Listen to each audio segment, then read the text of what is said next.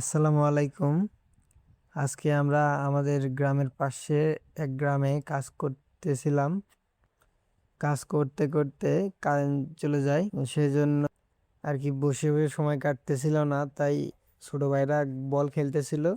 বললাম যে আমরাও খেলবো, তা ব্যাট ছিল না, এই কারণে বেলচার নিয়ে ব্যাট বানিয়ে আমরা খেলতেছিলাম। এখন খুবই সমস্যার ভিতরে আছি আমরা, এই কারেন্ট না থাকার কারণে কাজ করতে আমাদের সমস্যা হচ্ছে। কারেন্ট না থাকার কারণে আমাদের একদিনের কাজ 2 দিন করা লাগিচ্ছে।